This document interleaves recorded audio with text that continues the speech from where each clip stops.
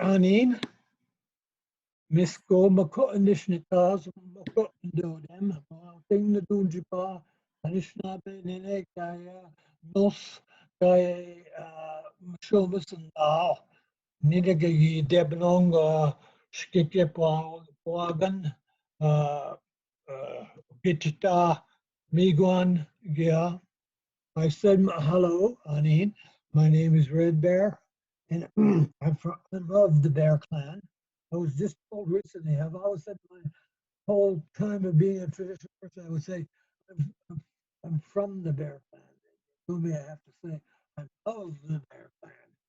But anyway, I'm a father, grandfather, uh, and Ojibway warrior. I've been given that distinction a long time ago by one elder from out west.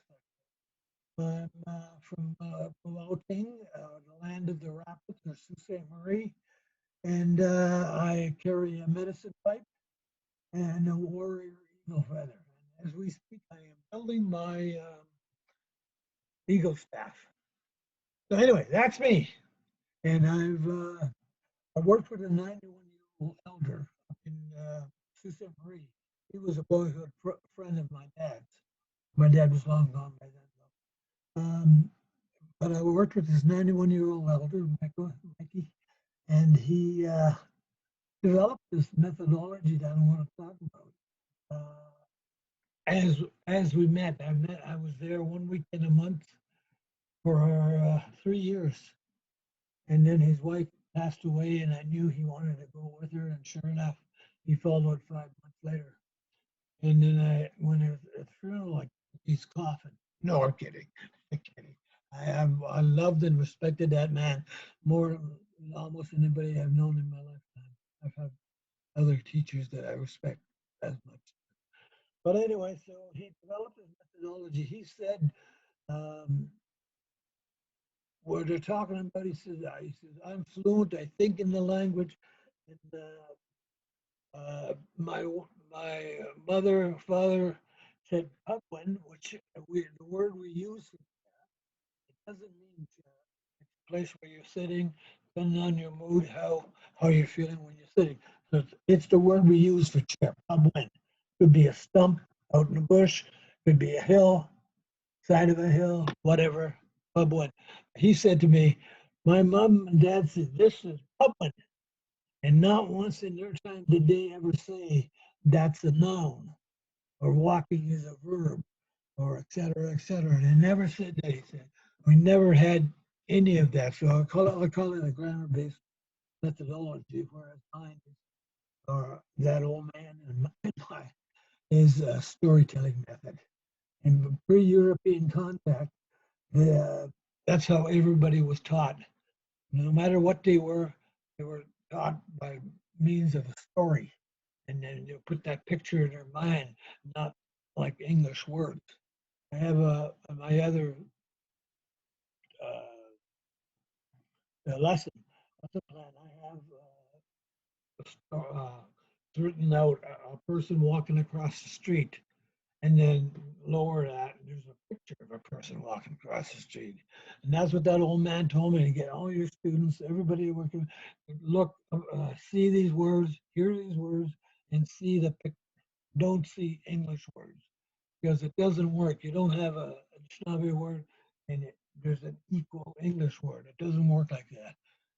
You have to put these concepts in your mind of just pictures, lack of a better. That old man told me to use pictures, because when I do workshops, I've done workshops from here to Winnipeg and down in Michigan, et cetera, et cetera.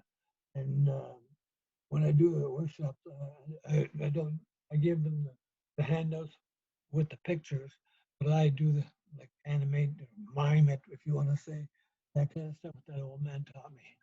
Like this would be, anybody you know any Ojibwe at all? Anybody? Okay, tell me what this says, and I guarantee you'll get it right. What is bene? Bene. Bene. What is that?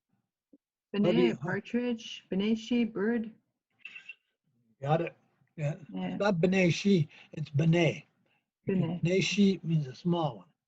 Hmm. You should talk to that or the mockingbird, not mockingbird, Hey, hummingbird.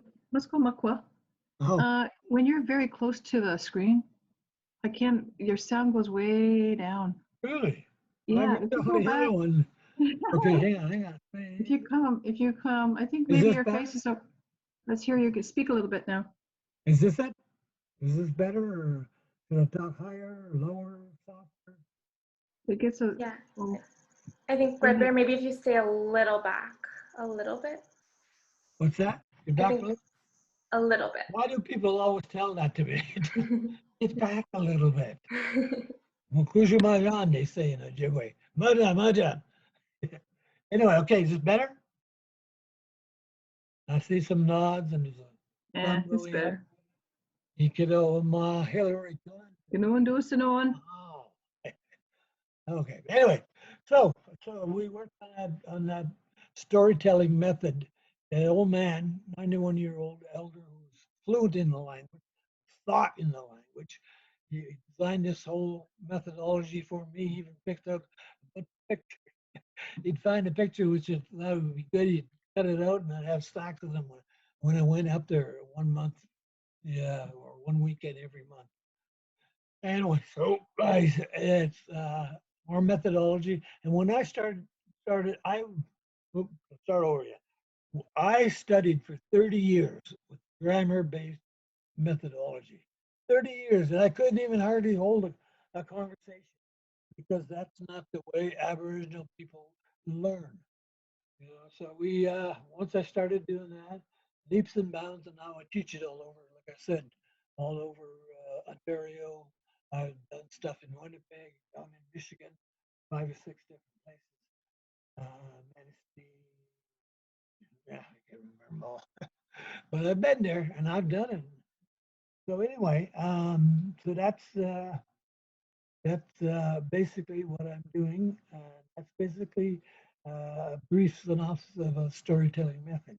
It's a very new, no one's done it for a long time, very old method of teaching and learning Ojibwe. My students, I had 2 students before I started my PhD. I was teaching them for 2 years, 8 and 9-year-old. They didn't even know what anin, hello, or miigwech, thank you. They didn't even know those words when they started. After 2 years, people thought they were fluent because they would sit around the class when I would go there. They'd be sitting around speaking Ojibwe and Midewewin, speaking Ojibwe, and they were just absolutely wonderful. The rest of the class was not quite as far as they were, but they were getting along well. I had one elder, she was the chief at our there actually, and she wasn't doing very well. And I sat down with her and talked to her, and she said, "I'm too old. I can't learn anything." See what she was doing, putting blinders on, right? I said, "We can get too asthmatic. Don't put a wall in front of your eyes." That's what that elder told me, and that's what people do. They go, I can't think in pictures, but if you think about it, you actually do. So we'll get started. Any questions up till now? Okay, and we'll put that first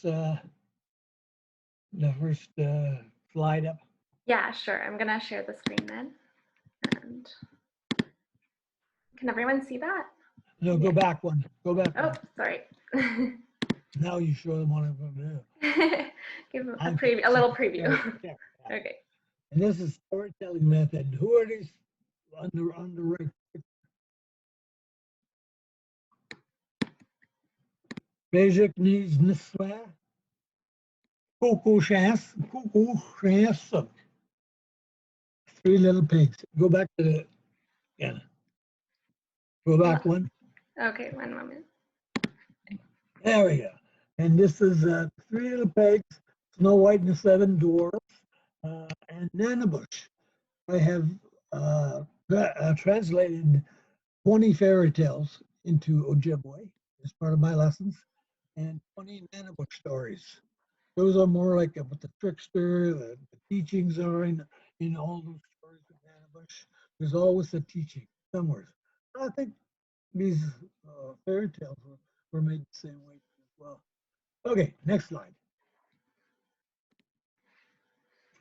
And this I stole from Michael J. Fox. It says, if a person can learn the way we teach, maybe we should teach the way they learn. You know, in our language, my language is body, mind, and spirit. And it's every language is taught by storytelling method. We put everything we got into the language. It's such a beautiful language. I wish you guys could just understand when they say, especially like when you talk about a rainbow or a sunny day, the sky, blue sky. There's so much in that. Just like how you are swimming. It says the color that the sky is, and it says like the whole panoramic view, for lack of a better term there. And that's what the language is. It's just awesome, beautiful. I don't think I can do it justice by saying it, but it is. Like you should listen to Shelley Stagg Peterson there. She's getting really, really good. I've given her a few lessons, but yeah, she's too busy though. Anyway, okay, next slide. And this is an example. This is a most simple example of how my lesson sheets are. Like three little pigs would be the whole story with pictures, and only the Anishinaabe, like there's no, I mean, only Ojibwe words. There would be no English words at all. And after the second or third lesson, I do not speak English anymore, just Ojibwe, and it works very good. Okay, who can tell me what ani means? Anybody? Hello. What does ani mean?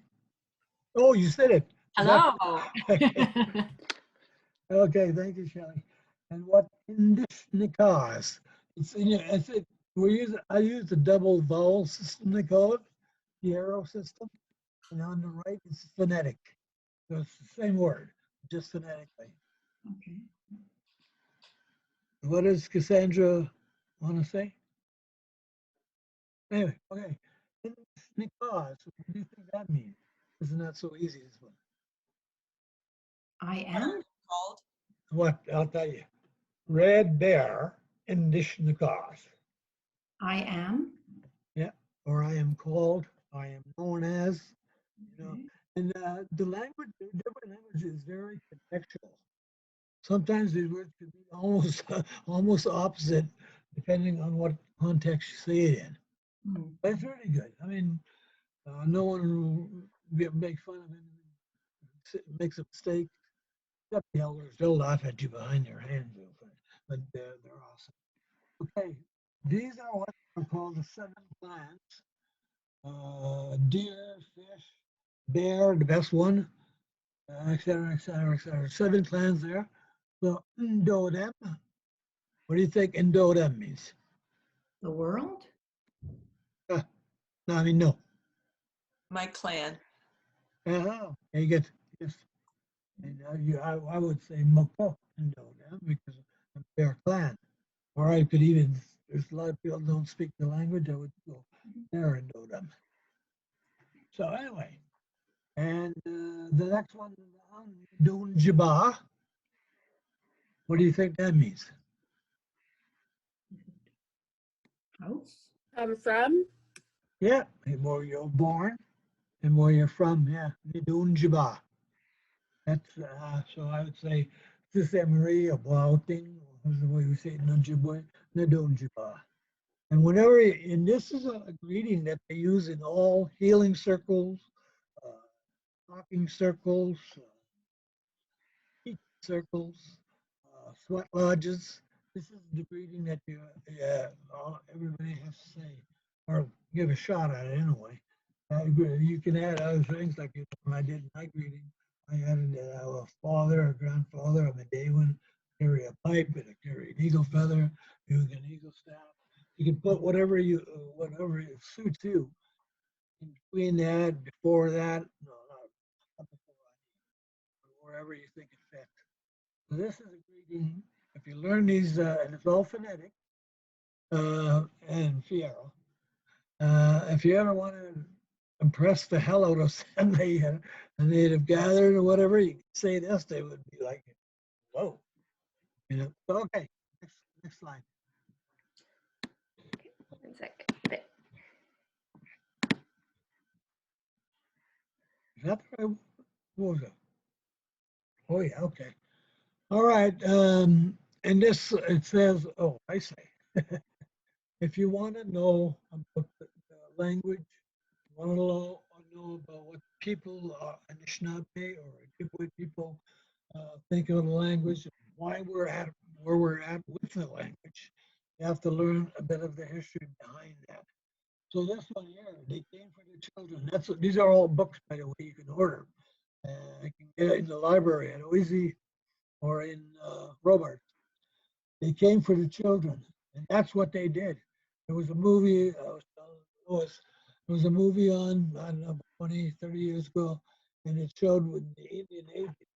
That's the guy that lived right on the edge of the reserve. They make sure it was only one road out of the reserve, and you had to get a pass, the Indian agent, if you wanted to go into town.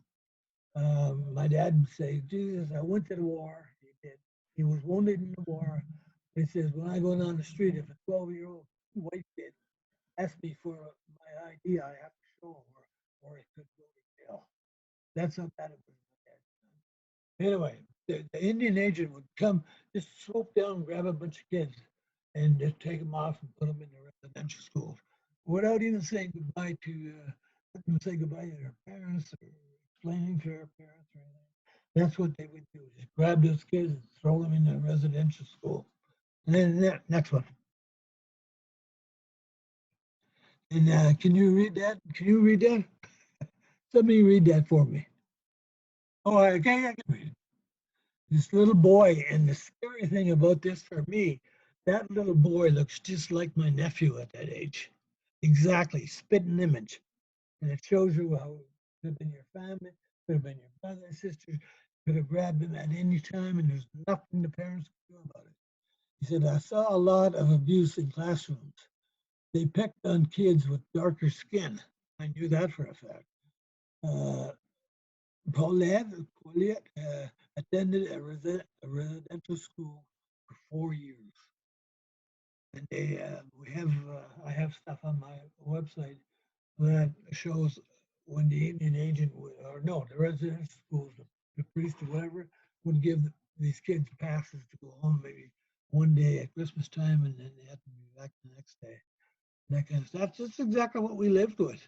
There's another book called, I don't know if I have it here, a friend of mine who's a PhD, Lynn. She did about her father and her grandfather and her father and mother when the Indian agent came to take them away. And the man was the chief. Her father was the chief of that reserve. And you know, today they gave well a lot of power and strength. And he had to just sit there. If the Indian agent came and get his kids, he had to stand back, or else he would have gone to jail. Yeah. And in this one, he hid the kids. And finally, he stood up to the Indian agent at the end, telling them where they were hiding their kids. And he stood up to the Indian agent and said, "You got no right to touch my kids. If you touch my kids, I will take action against you." So the Indian agent backed down, and these kids never had to go to residential school. Every other parent and child in the reserve was in danger of being scooped up. And then the next one. And that was a residential school. A disgrace to humanity, they call it. A disgrace to humanity, and it was. The stories I could tell you, friends of mine who was in those, I didn't go to a residential school. I went to what they call an Indian day school. And it was just as bad, but we got to go home at night. But they threatened our parents. A priest in the village said, don't interfere between the teachers and the kids because you'll go to jail. And they would have gone to jail.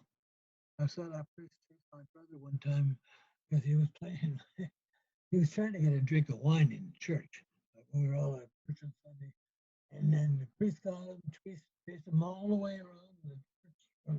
He came over to where Dad was standing. Dad was in the army, the war. He was a soldier. He was a big man, too, 6'4", I think, and probably about 180 pounds then. And the priest come running up, grabbed my brother by the scruff of the neck and kicked right in the ass. Pardon my language. Kicked him in the butt. In front of my dad. We all looked at my dad, and he just slept down on the ground. I never saw my dad look so small.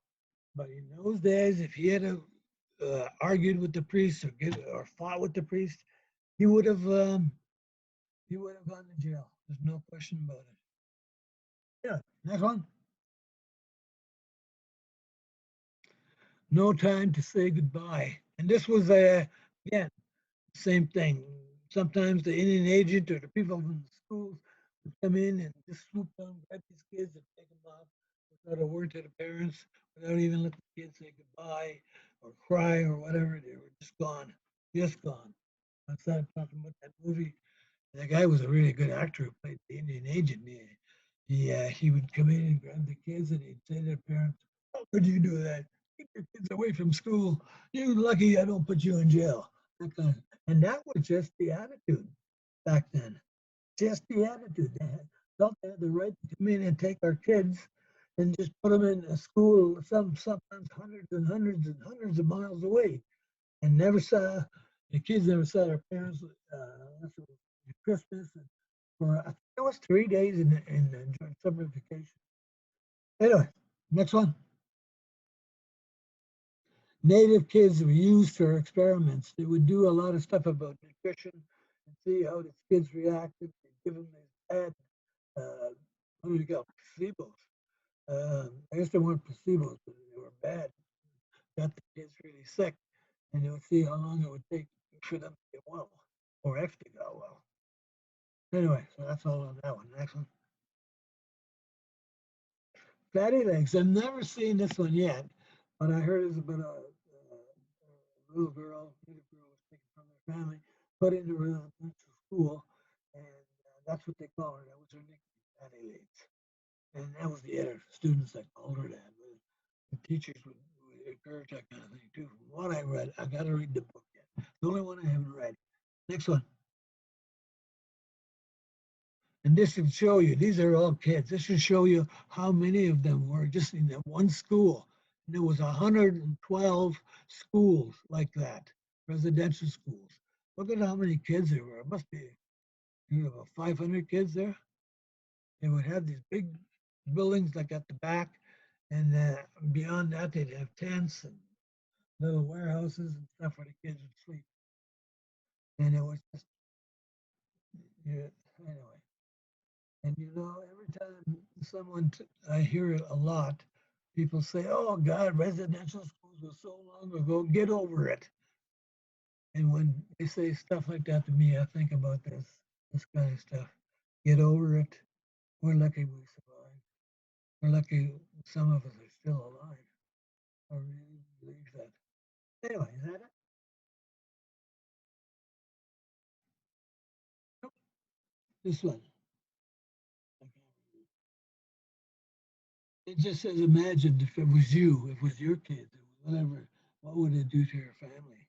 And that's why they talk about these kids being away from their parents. They never had a chance to be parented. So now they have that, what do they call that, the rolling effect.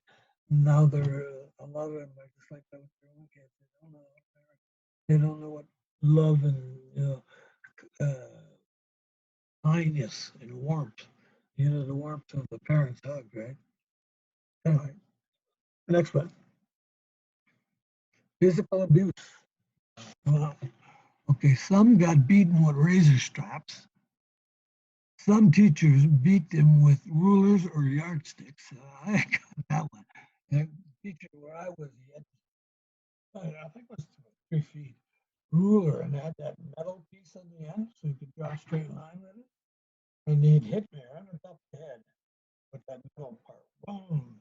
I remember I said to my cousin, so we're just sitting outside a recess, and my cousin gave me an apple or something like that. And I said, "Miigwech," which means thank you in Ojibway. And I got that ruler right across the head, bang, right there. I was bleeding and everything. Wouldn't let me go home and see mom, you know, put a bandage on or whatever. But that's just what I got. Some children got burned. They used to, the one I was talking about, the one book, if I have it on here, they would anybody know those old bed warmers? They put a hot coals in there, and that's what the skids, if they were caught speaking in language, or a girl was caught speaking to a boy was caught speaking to a girl, even if it was their sister and brother or whatever, that's what they would use, that bedpan, make them hold their hands out, put that bedpan right on and burn them so they can't, they'll remember not to speak to a girl. Pretty Little Minds they were called.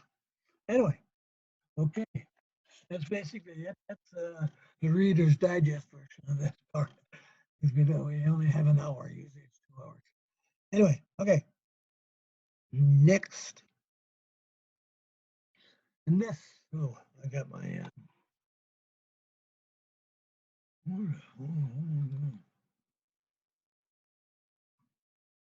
1 minute. No, I'll just wing it. These are what they call the teaching lodges. And that guy with the full headdress, probably the chief or the head medicine man, and they would teach by telling stories. That's what this is all about, storytelling method. They wouldn't do anything else, just the stories. Come in, they tell a good story, people would talk about it, the little kids would ask them questions, whatever. And this is storytelling method. Well, that old man that I learned from, he told me when he was a kid, like 91 years prior to that, when he was a baby, when he was born, they would have the medicine people come in and talk.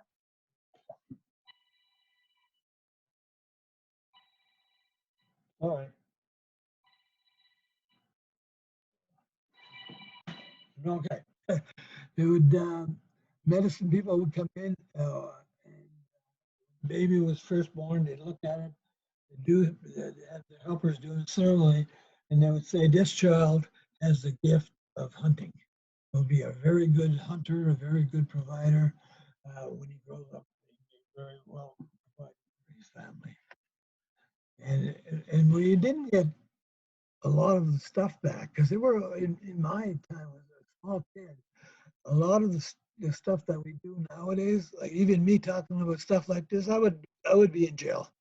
And we didn't get a lot of that back without having to protest. I was at James Bay Power Project 1 and 2 protest, Ojibway Park occupation, I was there. Highway 17 blockade, I was there. I was at the Oka thing and that kind of stuff. And a lot of our people, mostly all the same ones, we didn't get it back. It wasn't handed back to us like some people think. We had to fight for it. We had to fight for everything: our language, our culture, our traditions, ceremonies. And this over on the bottom left is what I call a teaching lodge, and that's a language lodge. And that's nowadays, well, not nowadays, of course, with COVID, but pre-COVID thing, that thing would be just bursting with people. The language is coming back in a big way. And before the COVID thing, I couldn't keep up with all the requests to do the storytelling method at the different reserve or First Nations territories. This guy here is doing what they call the meeting with the spirits. What they do is he's probably a teacher, probably teaching the language. That's what I thought when I saw it. And he goes in and does I guess connecting with the spirits on what he should do and how he should teach the students that are coming in afterwards. And it's the elders that kept the language alive, even after school, church, state, federal government, provincial government, even this municipal governments would do everything in their power to make guys like me not speak the language. The priest in our village told I had 8 brothers. and 4 sisters. And the priest in the village told my parents, don't speak Ojibwe to them once they get to school because they don't need it anymore. And in those days, priests was like word of God according to the people, right? And they wouldn't dare go against him, not at all. So they would. So we lost it. Every one of us lost it. My brother and I, younger brother and I, we got it back. Still not to the level of fluency because I was using the grammar-based method, and so was my brother. But anyway, so the elders kept the language alive. They used to have coffee classes, lack of a better word. They would have those, and they would sit around and speak the language. Keywords, they say, very would. And my mom said when they would do that in our village, it would just be whispering, basically. So scared. I mean, to hear them speaking the devil's languages, it was called. Anyway.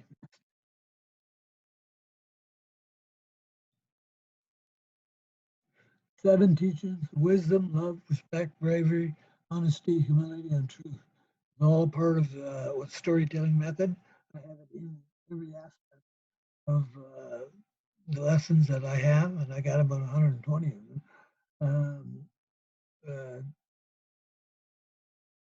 I have 20 fairy tales, 20 Nanabook stories, and the rest of them are like affirmation lesson phrases and stuff like that. I got a whole bunch of them. I just, whenever I see something with the Aboriginal words, I just make it into a storytelling method thing. And that's exactly the first one that we have to start teaching our kids from the time they're little babies. You would see the body memory stuff that I talked about. You see little kids at drum circles or powwows, they start dancing. They're doing it automatically. No one's ever showed them that. And when we start speaking language to a little one like this, whenever I do that, I start speaking, I call them a funny face, right? She's so sweet. And they laugh. They laugh at me, they smile. They hear that. I know they hear that with their body memory. And again, we use the medicine wheel in every part of everything we do.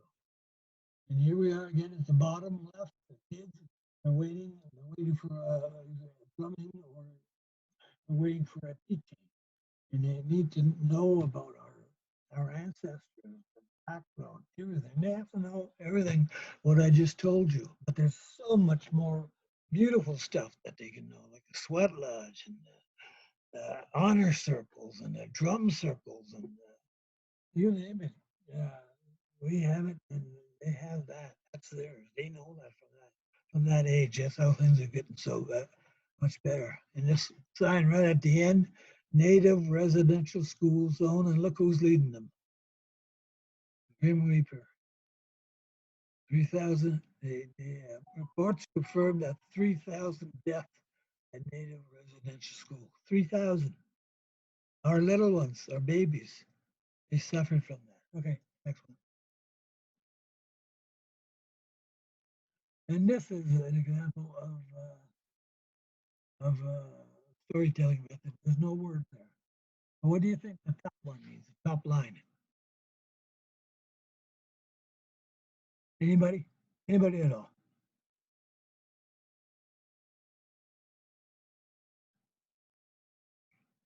I'll give it to you if you can. I know it's hard.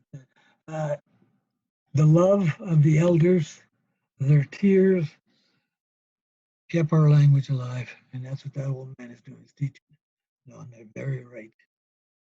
Okay, the next one should be really easy. What's the bottom one? Who's that distinguished lady? So is it, Red Bear, does it have something to do with the Crown building a bridge with Indigenous peoples? No. No? Okay. That's okay. What does she speak? I speak the Anishinaabe. What does she speak? She's the Queen's English, she speaks.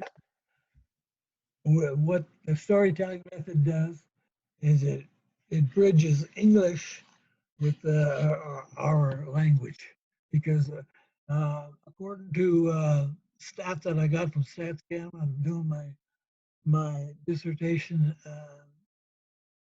They say about 75% of Aboriginal people nowadays, English is their first language because of the residential schools, Indian day schools, the 60s scoops, the CAS, Children Aid Society. But English, we bridge English with Anishinaabe because we have to do that for the first little while. Then we start becoming more fluent in Anishinaabe or Ojibway, then we can leave that bridge behind and leave the English behind. I don't know why I did it. Next one.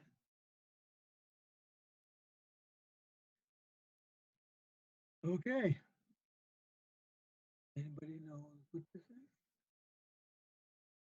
The top line, top row up. What's that young man doing?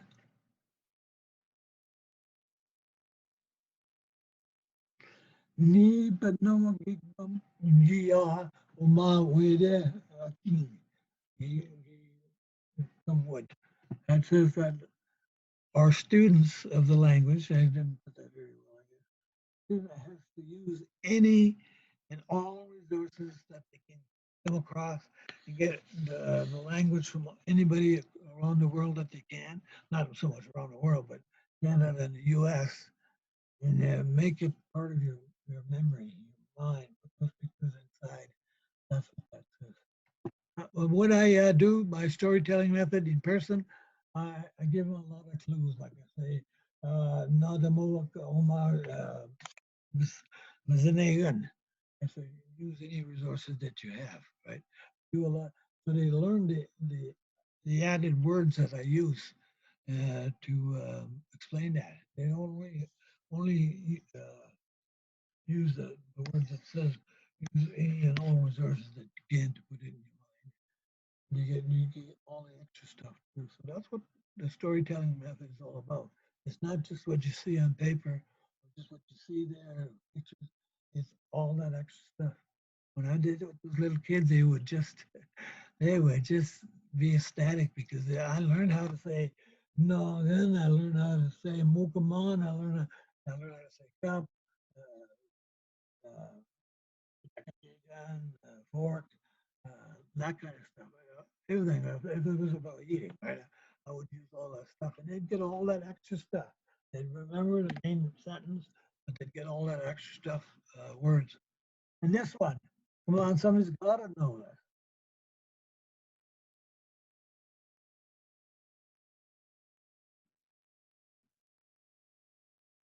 Anybody? We have lots of time to find our inner strength and remember to share our language, Ojibwe. I know, I think I'm going to have to redo all. They're not, to me, they're all like kind of easy kind of thing. And I know what that is because I did them. Okay, the next one. I think we're almost finished, aren't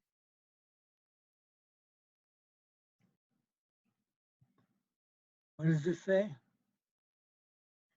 There's a group of Anishinaabe. The little guy's pointing at himself. No. Everything that we have is ours. And it didn't come from some sailor who was lost in 1492. And this again is storytelling method. It's an awesome, awesome, awesome. When you see a really good storyteller, I think I've started to tell you what I didn't tell you. And the person, oh, I did. Person, when they're born, the medicine people would come in and say, "There's a gift of hunting. This one has a gift of fishing. This one has a gift of being a leader, or the gift of storytelling, of teaching." And a lot of people can tell stories. An old man told me a lot of people can tell stories.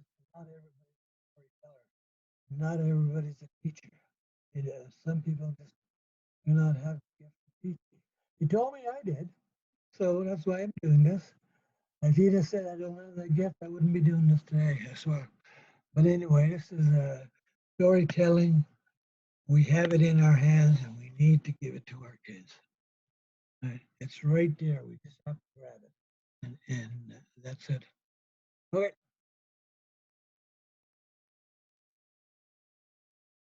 Next. And this is what I do with my classes too as well, is I put a whole bunch of stuff like when cats away, the mice will play, you know, kind of stuff like Humpty Dumpty sat on the wall, et cetera, et cetera. On these little slips of paper, they go in the jar, and people read them. And I don't know why I put the queen there. I think we have to get rid of that one. I don't know why I put the queen there. I really don't. Because all this is talking about is the way I get people to learn. They take one of these little slips on the 7th class, the 8th class is the last one. They take one of those slips and they come back on the 8th class, and if they got the cats the way the mice will play, they would have to say Migo Gimaja Midash Wabkanoji Kidamwad. For the cats the way the mice will play. Wabkanoji is mice. Gajug is cat. Doesn't mean cat, it's the word we use for it. Gajug has everything in there about the claws, about the attitude, furry face and ears. Gajug, it doesn't just, oh, that's cat. It doesn't work like that. Anyway, this I give to my classic what I was talking about it. And the next class they will go up and do with their little slip, try to do it in Ojibway, write it on it, and I'll just correct it basically. I found a lot of the students, they use the Ojibway dictionary. It's online. Some down in Minnesota that way. And if they just put one word by one word and one word just for now, they get it pretty well. They get a good mark from me for sure. Of course, I'm a big pushover. I've been told that. I like to give good marks. Anyway, next one. I think okay, is this a concept that can be used for any population? Why or why not? Well, you have any things to say of improvements? Anything that needs to be improved? If you have any suggestions, I would welcome. I don't have an ego about my language. If it can be made better, I'm all for it. Power to you. So I think that's it, Lois. You got to say, okay, Clark. Lois and Clark, Superman. Yes, thank you so much, Red Bear. Should I stop the share? No, if anybody's got any questions, we can see, unless you have. Yeah, We got 10 perfect. minutes, eh? Okay, yeah, perfect. If anyone has any questions, please feel free to unmute yourself or to type it into the chat. Anybody at all.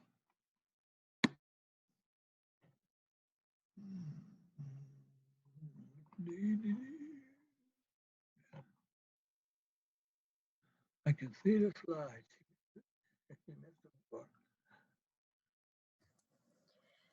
This was really interesting. It really made me challenge the framework that I have for interpreting pictures and stories. Yeah, and you'd be surprised how many people fight that concept. Oh no, I see it like walk across the street. I see it like WALKACROSS, et cetera, et cetera. And I said, I'm the only person I ever met. But for me, I've always seen things in pictures, always. And like, you know, talk about my dad. Talk about my dad, I see my dad. These pictures right here, but I can see my dad in my mind. Talk about my mom, same thing. Talk about time my dad kicked my butt across the field. I beat up my younger brother. We were bad, like 8 brothers and 4 sisters. We were bad kids. We were they called us the Sonny kids because my dad was called Sonny because Grandpa and him had the same name, so he was called Sonny. Anyway, so yeah, this is a wonderful, I think, methodology. I don't think it could be just for Aboriginal people, but I don't think non-Aboriginal people will get the same thing out of it. I really don't. Blood memory that old man talked about, he said if they got one drop of blood, Aboriginal blood, they won't get that. Blood memory will come out and they'll start getting this. And sure enough, I've got 4 students who I teach on a regular basis via Zoom now. I was on Skype before, but Zoom's a lot better. And they're getting it. And they just, as soon as they stop fighting the thing, they get it. They get it. They're starting to do really well. And one guy swears he's going to be better than me one day. And I said, God, I hope so. Because then you'll be really terrific. Anybody else? I have a question. Sure. It's been oral tradition for so many years. I'm just curious then, at what point was that oral tradition translated into written language? Into what? Written, like actual written language? I don't understand what you're saying. Which? So with oral tradition, Yeah, I got for that. so many years, at what point was it translated into the actual written word? Oh, written. I'm sorry. That's what I was understanding. Well, it happened with the residential schools and all that sort of stuff. They made the kids think like they did, study like they did, everything like they did. Kids weren't allowed to do stuff like storytelling method to each other in the schools. There's a whole bunch of stuff that they haven't even talked about yet about what went on in those residential schools. You know? I mean, there was one lady that was in the transitional year program when I first came to university way back in '89.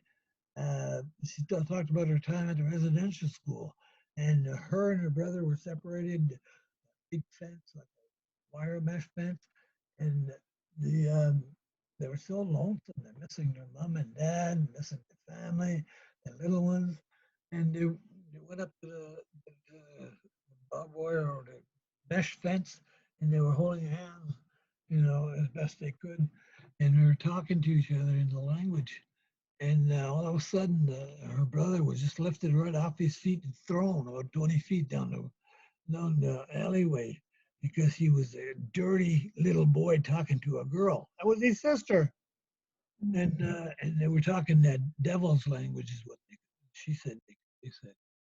And so she was really, she was starting to do a presentation. We're all doing different parts. I was doing the spiritual stuff and the tradition teachings. And one was doing on education, and the other one was doing on Indian Act.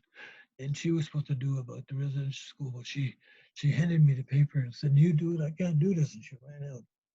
So I started reading what else she had to say, and by the time I finished, I was crying like a baby.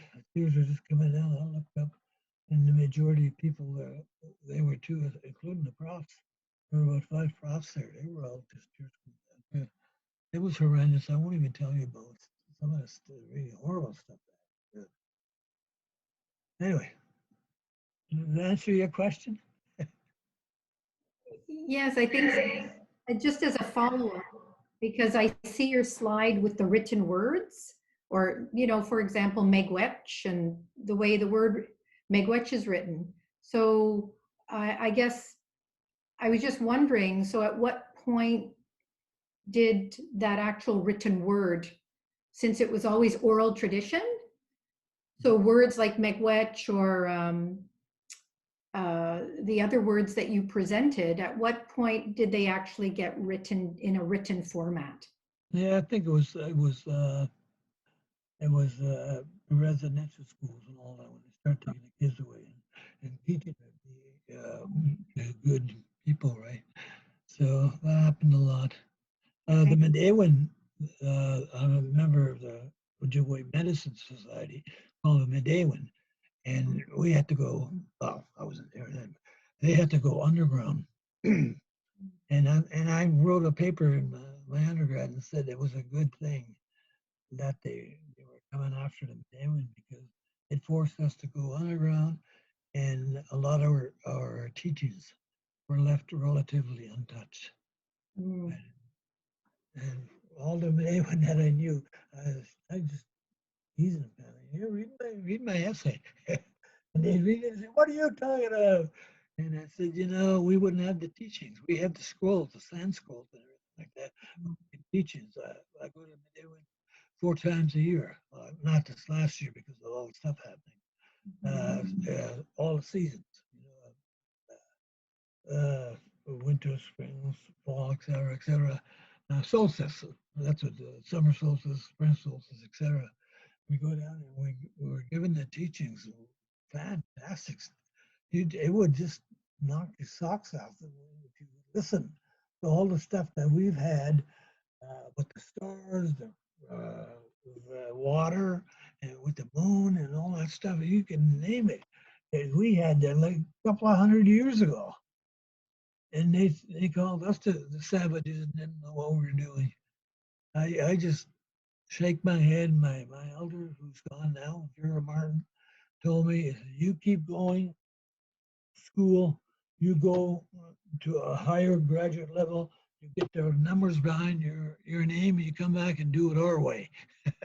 So that's what I plan to do. The letters itself, I mean, I would offer a trip to Israel, France, Hawaii. There's 4 places I can't remember now, but it was last year, the year before.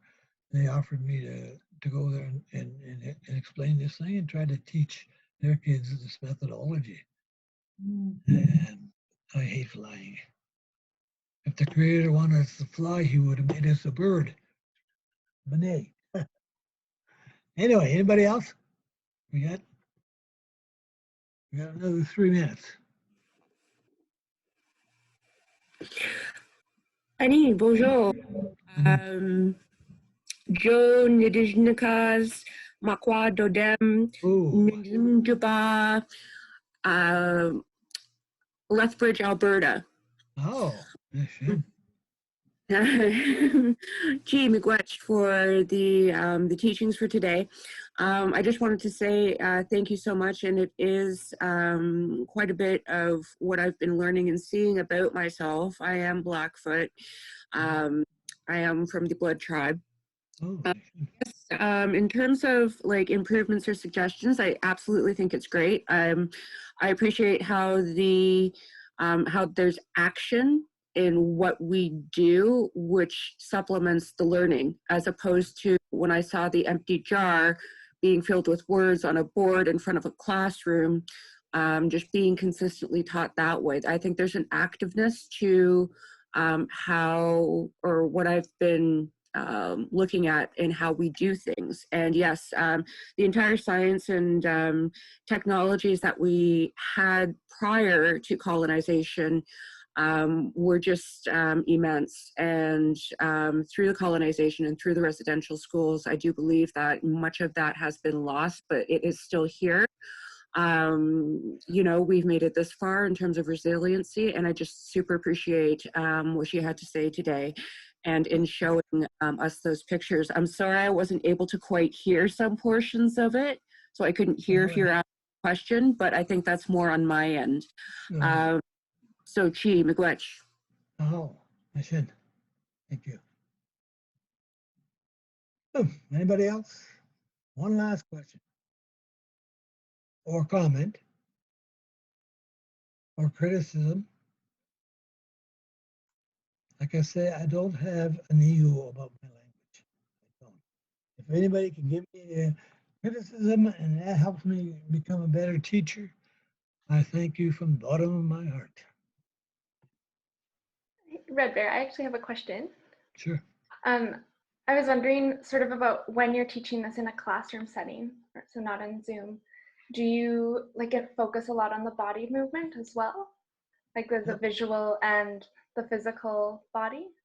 Yeah, oh yeah. And like I said, if you're talking about the guy had dinner, I would put in stuff like mokamon, knife, or packaging on a fork, like that, so they get the extra words. It's not just that one sentence. That's not what storytelling is about, right? Storytelling is getting to look at every little thing. You use a knife, you use a fork, you had a piece of bread, you dipped it in the gravy, you know, like that. So it's all about the extra words. You learn to make sense, of course. all the extra words put in, they'll hear it again, they'll remember, that kind of stuff. Yep, it's a Excellent. fantastic method. It's not mine. And did anybody get any of the slide, or just it was just up? Pardon me? Did anybody get these slides? Did the participant get them, or were just up? No, they're just up. Oh, okay. Yeah. Because like I always say, an old man told me to say, anything you saw and anything you can take out of this, physically even, go ahead and take it. Because my purpose in life is to help us with language, revitalization of the language. And you can take anything I have, you can use it, you can call it your own. You don't even have to mention me.